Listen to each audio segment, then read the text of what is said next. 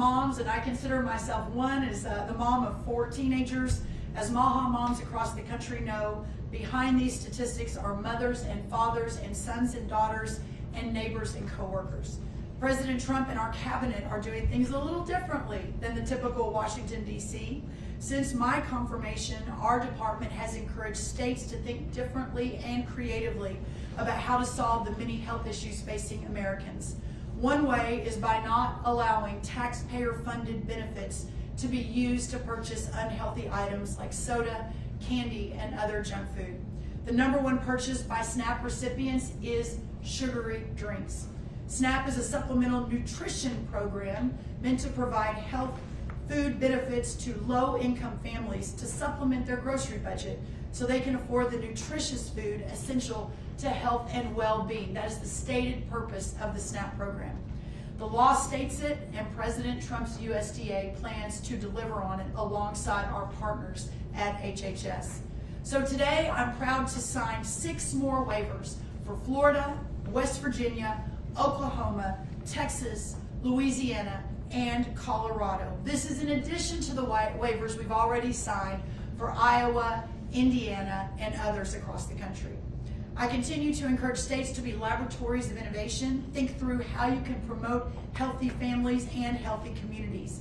And because of our historic partnership, USDA and HHS, and the visionary leadership of the governors here with us today and of the states represented by the signings, we are doing something about it.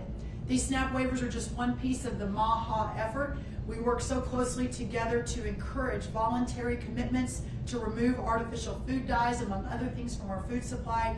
And together we are crafting sensical dietary guidelines for Americans that prioritize whole, healthy, and nutritious foods. I am so proud to stand with Secretary Kennedy, Governor Morrisey, Governor Reynolds, FDA Commissioner Marty Makary, and so many others as we work to make America healthy again. Secretary Kennedy is the face of the MAHA movement and a relentless warrior for health policy that puts the American people first.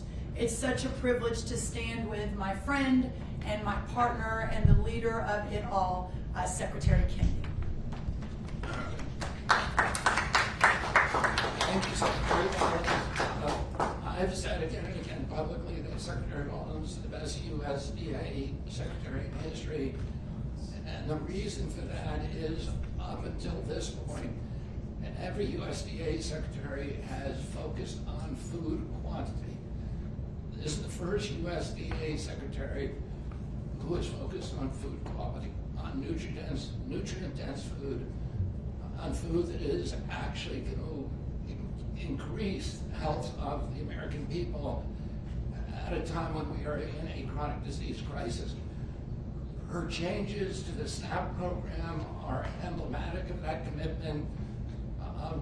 SNAP, we're spending $405 million a day on SNAP. And about 10% is going to sugary drinks. And between, if you add candies to that, it's about 13 to 17%. And we all believe in free choice. We live in a democracy. People can make their own choice about what they're going to buy and what they're not going to buy. If you want to buy a sugary soda, you ought to be able to do that. The U.S. taxpayer should not pay for it. The U.S. taxpayer should not be paying to feed kids foods, the poorest kids in our country, with foods that are going to give them diabetes. And then my agency ends up through Medicaid and Medicare paying for those injuries. We're going to put an end to that, and we're doing it step by step, state by state. I'm also working with Secretary Rollins on the dietary guidelines, which should come out next month. The dietary, they're coming out, I think it's at the end of September, 3 months ahead of schedule. And the dietary guidelines that we inherited from the Biden administration were 453 pages long. They were driven by the same commercial impulses that put Fruit Loops at the top of the food pyramid. And they were incomprehensible. And we are going to release dietary guidelines that are 4 or 5 or 6 pages long, that are understandable, that are simple, and will allow people to make good choices about their food. They will drive changes in the school lunch program, in prison lunches, in military food, and they will begin to change America almost immediately. We're also working on the release of the MAHA report. We're working, Brooke especially has been adamant about the issue that we need to keep farmers as partners in the MAHA movement if we're going to have nutrient-dense food. And that is what we care about. We've had over 130 meetings with farmers to understand their concerns, to learn from them, and to understand how we can help them transition towards more and more nutrient-dense food. I also want to thank President Trump for the big, beautiful bill. If we're going to save the American farmers, we need to save rural America. Right now, Medicaid gives about 7% of its funds to rural hospitals. 7%. It's about $20 million a year. $20 million a year. We are now going to add, through the Rural Transformation Bill, we're going to add another $50 billion over 5 years. So $10 billion a year that's going to be distributed to the states, to rural areas, and that is going to add about a third of the money that they now receive from Medicaid, and it will transform them, and it will allow these institutions, which are so critical to the economies, to the culture, to the health of rural life, it will allow them to flourish. And the president understands the American farmer. He did more during his first term to save American farmers than any other president, and we are going to continue that tradition. So thank you very much for your leadership, Secretary Rollins. Thank you, Secretary Kennedy. It's just such an honor to continue to partner with you. One of the key partners in the effort, within the first hour of being sworn in on February 13th earlier this year, we sent a letter to every governor in America, Republican and Democrat, and said the founder's vision of the laboratories of democracy have never been more important. And what I challenge you to do is think outside the box and how we can partner with you, but want you to lead the way in solving some of these crises, especially regarding things like food stamps and chronic health disease from the agriculture perspective. And the governor that perhaps stood up very first in all of that was our great governor from Iowa. So I will always be grateful for her friendship and for her support. And I think this coming Saturday, I'm going to be even more grateful when I beat her at the Celebrity Steer Show at the Iowa State Fair, when hopefully a buckle is involved. But Governor Reynolds, what a great time to have you here. Well, a buckle is involved, and we can't wait to have you to the Iowa State Fair. But I take that challenge, and we'll see who comes out on top. But we can't wait to have you back in Iowa, so thank you very much for that. And thank you, Brooke, for that kind introduction. I appreciate it very much, and appreciate both you and Secretary Kennedy. Thank you for the opportunity to speak today, and really for enabling Iowa to help lead the nation in SNAP reform. You know, we have spent the last several years realigning our state government with common sense goals and priorities, and we've taken the same approach with SNAP and nutrition in our state. While the USDA, as you heard, clearly states that the purpose of SNAP is to support the health and well-being of low-income families, the reality is often the opposite. As you heard, 20% of all SNAP dollars are spent on sweet drinks, desserts, salty snacks, and sugar, with sweetened beverages the second highest purchase. And this truly isn't helping low-income families. In fact, it's hurting them. And Iowans are seeing the impact of that. 37% of our adults and 17% of our youth ages 6 through 17 are suffering from obesity. And that's something that, as a governor of this great state, I can't accept. And it's why that we've really begun to strategically reform our efforts to help address food insecurity and nutrition.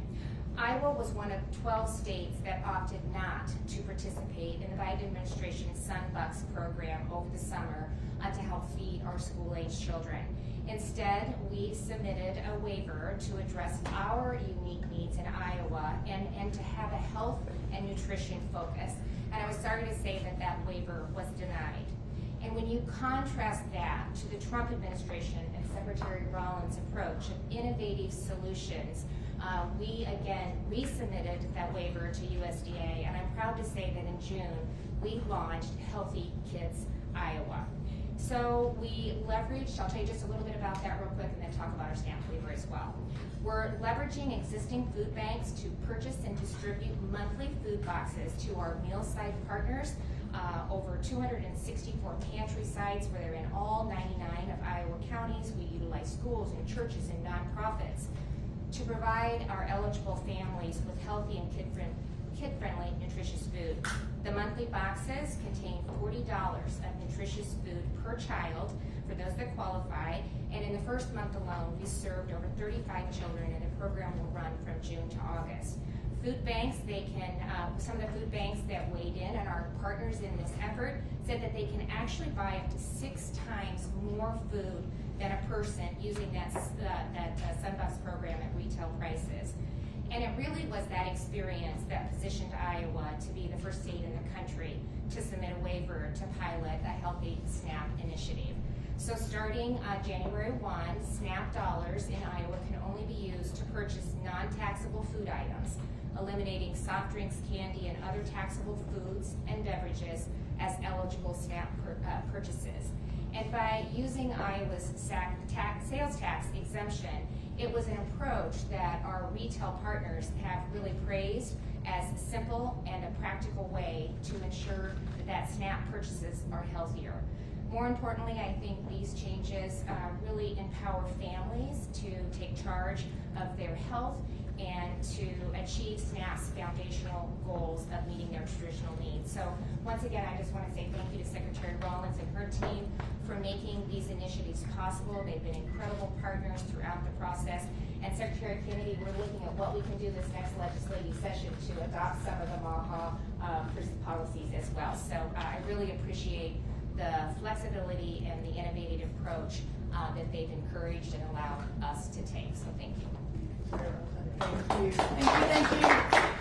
Thank you, Kim Reynolds. Look forward to it. And Bobby said, wait, what are you doing Saturday? I said, it's a steer show. We're going to be showing 1,200-pound animals at the Iowa State Fair. So just to clarify, stay tuned. Next, Governor Patrick Morrisey of West Virginia, no greater warrior. Really, I think Secretary Kennedy, it was one of his first visits, was to visit you to talk about this in West Virginia. As the former Attorney General of West Virginia, watching you fight for the people of your state has been very inspiring. Congratulations today. You're one of the states that we're signing, and we're just so grateful for your leadership. Thank Governor you so much. Morrisey. Really appreciate it. Thank you. Well, thank you very much, Secretary Rollins, and it's wonderful to be here today. What a beautiful building to be at the Department of Agriculture. It's an incredible place. And I think everyone up here on the stage, Secretary Kennedy, Governor Reynolds, she's been a real leader among the governors for a long time. Commissioner Makary, they're doing a lot of great work, and work that's long overdue. I know that the collective group here, their leadership and their commitment to making America healthy again, I think it's already making a huge difference in our country. And I'd also like to make sure we thank the person responsible for it all. President Trump has picked really good people within his cabinet and these agency heads, and he's giving them the ability to enact fundamental change that really help make America reach her potential. It's inspiring, and I'm glad to be a part of it. Now, there's no way around it when it comes to West Virginia. Unfortunately, we're ranked at or near the bottom of a lot of the tough public health metrics. We lead the country, we're near leading in the country in obesity, in diabetes, in a lot of the chronic conditions that have really been disabling our people. Usually at the top of the list for more people who are disabled in our state than virtually any other. Our kids, they're diagnosed with ADHD at rates that are well above the national average. And we have one of the lowest life expectancy rates in the United States. Now that's the bad news. And I believe in telling the truth to the American people about where we are, because that's going to make the rise all the more better when West Virginia is able to reach her potential and to get healthy again. The good news today is that we all have the power to change it. And I think the people on stage here today, the wonderful staffs who are working at the federal level and the state level to make that happen, I think you're going to start to see some needle movement in all these categories. You see, I want all West Virginians to have happy, long, healthy, and purposeful lives, spending time with friends and family and doing things that matter. Earlier this year, alongside Secretary Kennedy in Martinsburg, I signed legislation making West Virginia the first state in the country to restrict the number of the artificial dyes in the schools. We need to clean up and get the crap out of the food. And in West Virginia, we're taking the lead. That law's gone into effect. It's already started right now. And beginning this year, kids in West Virginia will no longer be exposed to these harmful dyes and chemicals at the schools. And there'll be more changes in the future. We're very proud of this achievement, and we're happy to work with other states and school districts across the country to see additional changes that help people get healthier. Now, during that visit in Martinsburg, we talked about a number of other pillars of health that my administration would focus on to benefit the health of West Virginians. Along with cleaning up the food, we're trying to promote fitness and making healthy food choices. I'm happy to report, Secretary Kennedy, that our Mountaineer Mile efforts, that's a statewide fitness challenge that we asked our citizens to be involved in. It's spreading all across West Virginia, and there's a Mountaineer Mile in every one of our state parks, and I can volunteer. I have followed through to do the Mountaineer Mile every single day since I met with you. I'm going to do a lot more of that. Making sure that we're healthy, exercising is a core pillar. But there's more that we need to do, and that's part of why we're here today. We know that the changes to the SNAP program, they're long overdue. And that's why I'm so happy to work with all of our federal partners to make sure that tax dollars is going toward nutritious foods. I'm always fond of saying that the SNAP, the N for SNAP, it stands for nutrition. But unfortunately, over a long period of time, that wasn't always the case. So I'm happy now that in West Virginia, taxpayers are not going to be subsidizing soda and these sugary drinks. Things that have no nutritional value and are directly linked to obesity, diabetes, and a lot of other terrible healthcare outcomes. If a law says that a program is meant to help people get a more nutritious diet, then that's going to be the standard. That's what we're going to work on. So I'm happy to be here today and to celebrate the growth of the MAHA movement and all the amazing things that Secretary Rollins, Secretary Kennedy, and the entire Trump administration is doing. They're aligning words with actions, and we're not stopping here.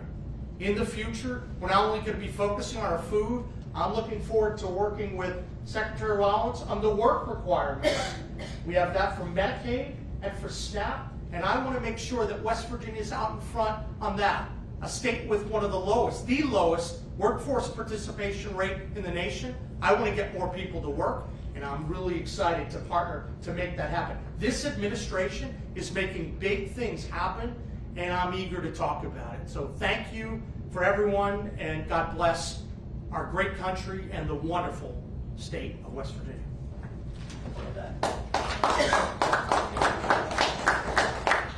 And now it's an honor, one of the country's greatest doctors, researchers, scientists, and now the leader of the Food and Drug Administration, Dr. Marty Makary. Thank you so much. Thank you, Secretary Rollins. And it's so great to be here. This is a historic day in the United States.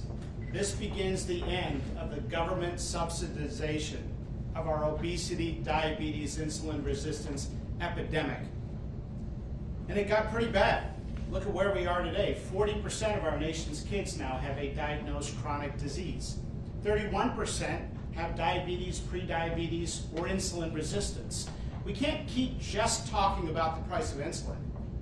We also have to talk about what we are feeding children.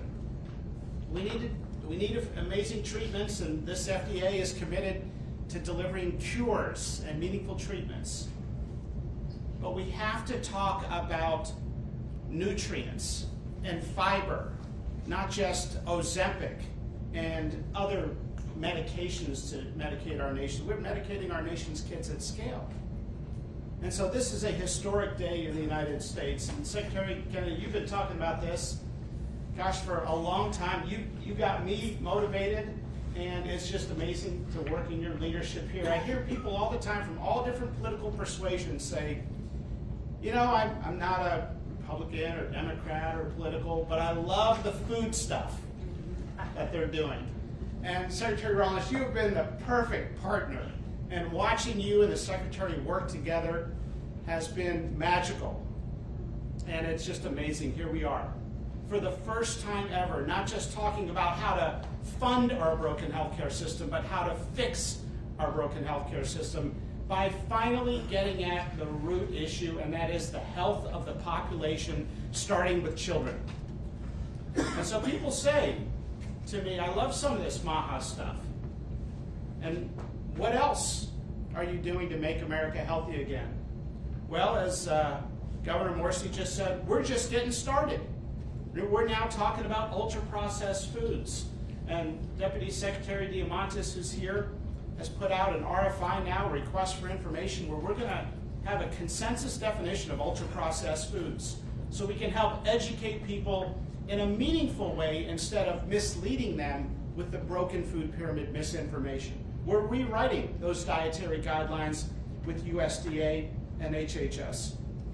We're doing an inventory of all the chemicals in our food supply that are banned outside of the United States and asking, what are the most concerning chemicals here? We are cleaning up infant formula. We took action to remove the 9 petroleum-based food dyes. We are reevaluating and addressing the broken GRAS standard.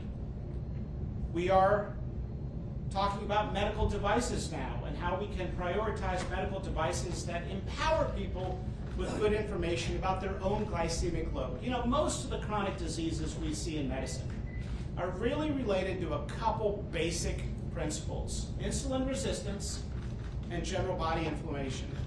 And what drives that? Sugar and junk food. We're not talking about complex carbohydrates and things that come out of the ground. We're talking about ultra-processed foods that drive up the glycemic index. We're addressing the poisons in the U.S. food supply. And today, with this amazing moment, for the first time in American history, talking about taxpayer funding of our chronic disease epidemic in children, addressing the SNAP program to restore it to its mission, to talk about the N in SNAP, which is nutrition. So I'm so thankful to be a part of this historic day in America. It's been great to watch, especially with Governor Reynolds and Governor Morrisey. The great American experiment was that states would be the laboratory of innovation, and we're witnessing that right here today at this table. So thank you, and I'm looking forward to it. Well done. Well done. All right, everybody, we are going to sign the waivers right now. We'll take some pictures on each of the states, then we'll come back and answer questions.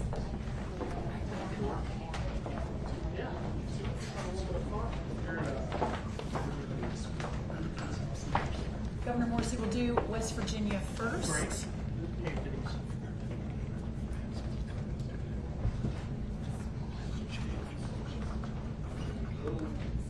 All right, there's That's West great. Virginia. Thank you.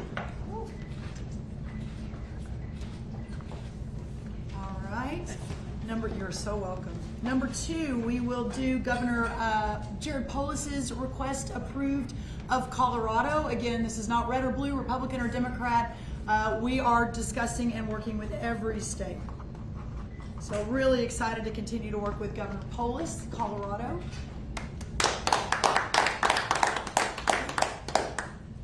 Third on the list is Florida, Governor Ron DeSantis. So grateful to Florida for continuing to be such a leader in so many things, including the SNAP waivers. Number 4, Louisiana, the wonderful Governor Jeff Landry, who was really hoping to be here today but couldn't make it, but here is Louisiana.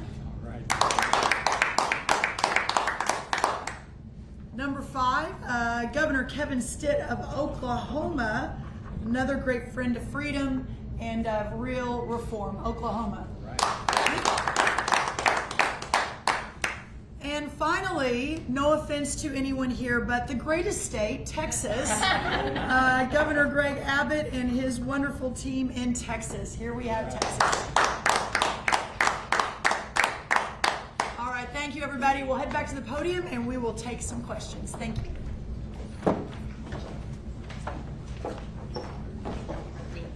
All right, first question. Yes, ma'am. Hi, Cheyenne Haza with ABC News.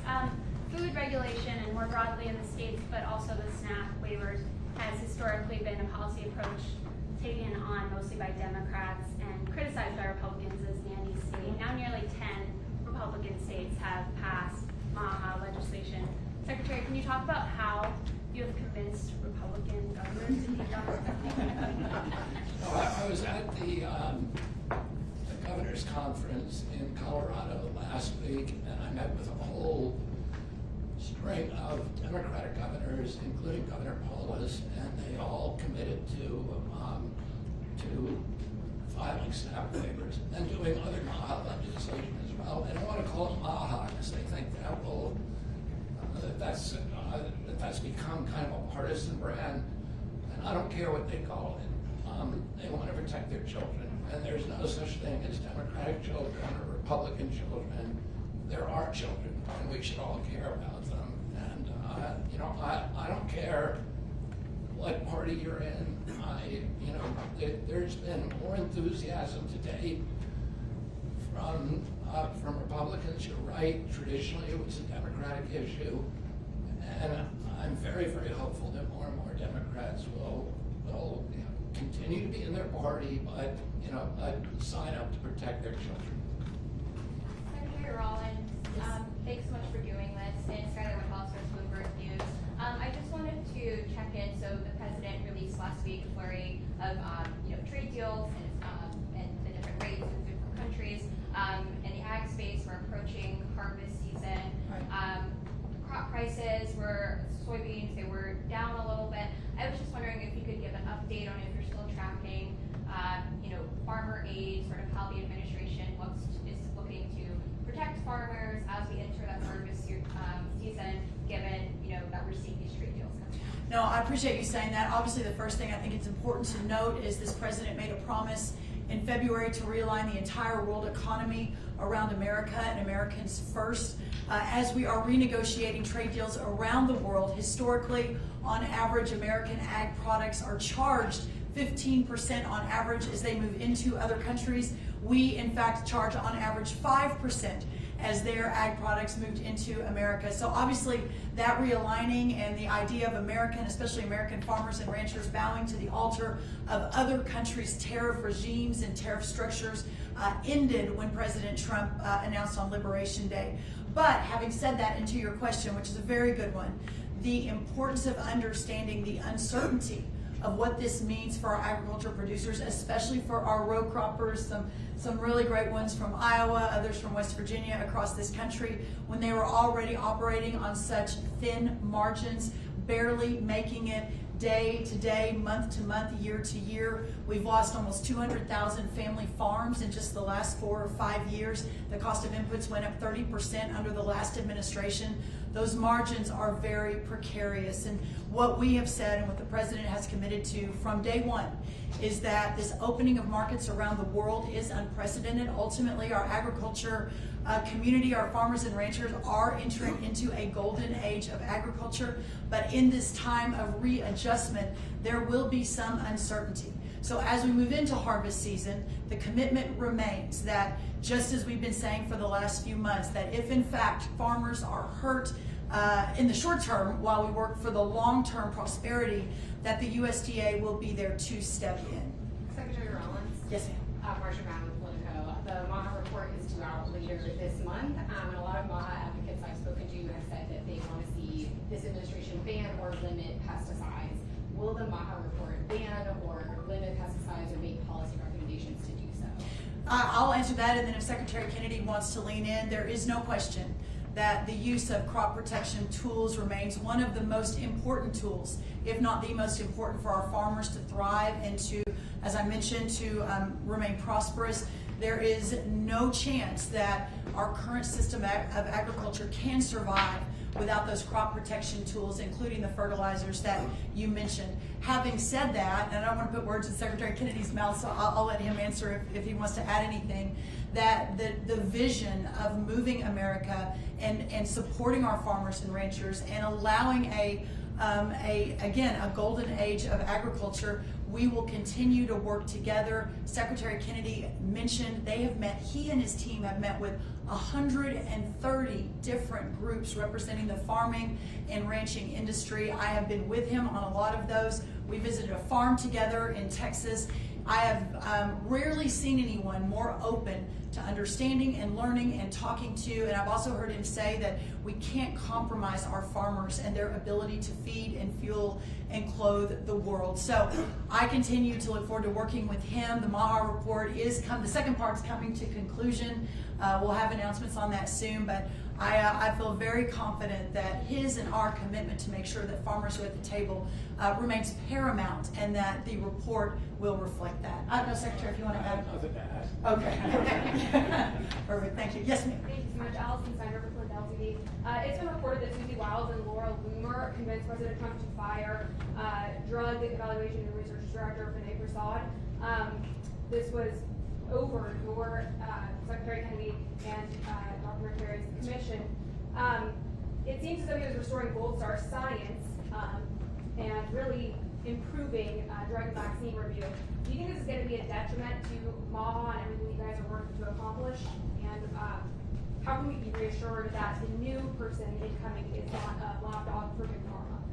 Well, first of all, the idea that he was pushed out by anybody is simply untrue.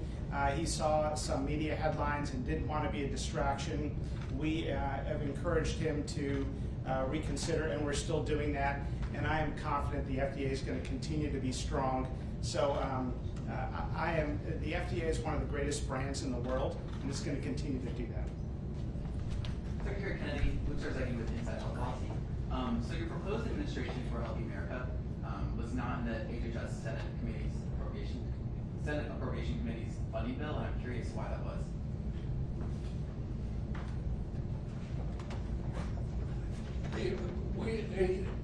Is this the reorg? Yeah. I mean, we're right now, we were held up by a court order on the reorg, but we're going through with the reorg. Whether it was in I'm not sure what the funding is for the Senate bill. We're going through with the reorg. Do you plan to get some of the MAHA priorities in that administration passed, or are you working on that? I mean, we have full support from the president. He wants this done. He promised to make America healthy again, and he's going to do that. He called me last night. He calls me 3 or 4 times a week and says, "Where are you? Why aren't our people healthier yet?" He's feeling me under pressure. We have time for one more question. Secretary Kennedy raised the line with the Washington Post. The Wall Street Journal reported that you're planning to dismiss all 16 members of the U.S. Preventive Task Force. Is that the case, and if so, what is your reasoning? We have not made a decision. We're reviewing that now. The task force has done very little over the past 5 years. And we want to make sure that it is performing, that it is approving interventions that are actually going to prevent the health decline of the American public, and it hasn't. Let me put it this way: it hasn't been stellar at doing that job. But we're looking at the personnel, and we're making a decision now, but no decision's been made. Okay, thanks, press. Thank you all. We're headed to the farmer's market, so y'all go buy some beef and dairy and produce. It'll be great, right across the street. Thank y'all for coming. Thank you. Nice to see you. Thank you. Are you Oh, you're welcome. Thank you so much. Yeah, thank you. Good. Thank you. You're recording. Thank you. You did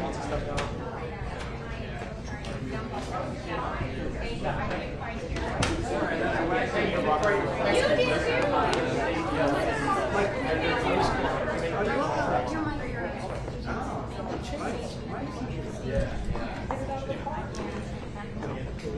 I appreciate it.